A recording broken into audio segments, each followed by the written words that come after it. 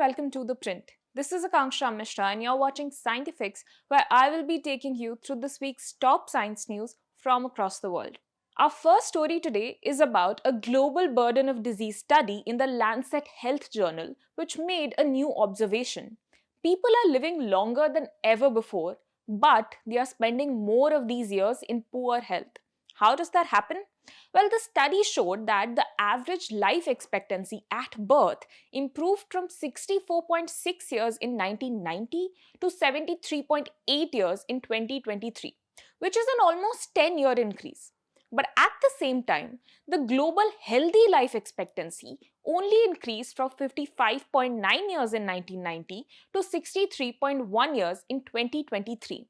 The difference between life expectancy and healthy life expectancy is called the morbidity gap.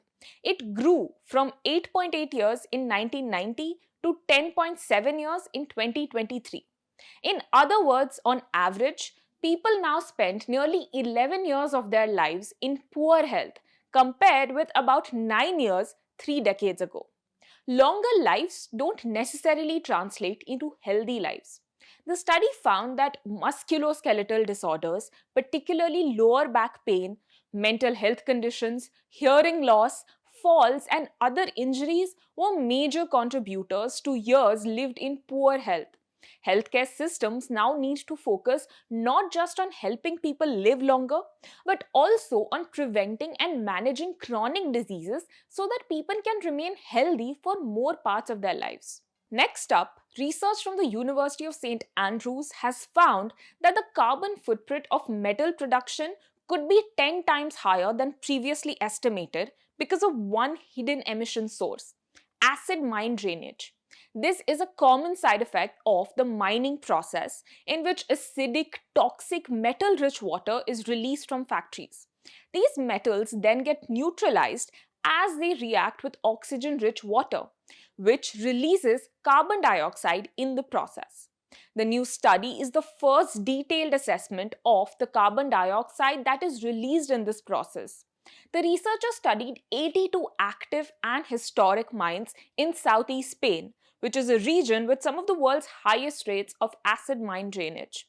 They found that the emissions released just during this process are comparable to the carbon footprint of overall copper production in the region. The problem could persist for centuries or even thousands of years after mines close, because exposed sulfide minerals continue to react with oxygen-rich water. The findings raise concerns about the climate impact of growing metal demand for renewable energy and electrification. Next up, now that the Artemis 2 mission is done, NASA is preparing for future astronauts with a major test planned for Artemis 3 in 2027. The mission, which will send the Orion spacecraft to space with 4 astronauts, will test how Orion works with lunar landers that are being developed by SpaceX and Blue Origin. The Artemis 3 astronauts will fly around Earth in Orion and practice rendezvous and docking with test versions of both the company's landers. They will not land on the moon during this mission or enter the SpaceX lander, but 2 astronauts will enter Blue Origin's test lander to check its cabin and other systems. The test will examine how the spacecraft communicate, dock, and operate together in space. NASA also plans to launch the 3 spacecraft, the 2 lander test vehicles and Orion, within a relatively short period of time, helping it practice the complex sequence that is planned for future moon missions. This data will help NASA identify problems and improve safety before astronauts begin landing on the moon, which is currently targeted for 2028. Finally, you might not need to go through tedious cavity filling procedures anymore, since University of Nottingham scientists have developed a protein-based gel that could help rebuild damaged tooth enamel, potentially offering a new way to treat enamel erosion and sensitive teeth.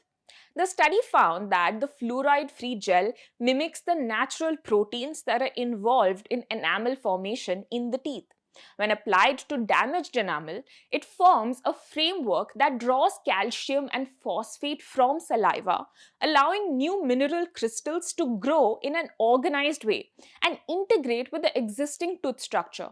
The researchers say that the regenerated enamel showed mechanical properties that are similar to healthy enamel and withstood tests simulating brushing, chewing, and exposure to acidic foods. The gel could also be applied to exposed dentine and it could reduce tooth sensitivity and provide a stronger surface for dental restorations.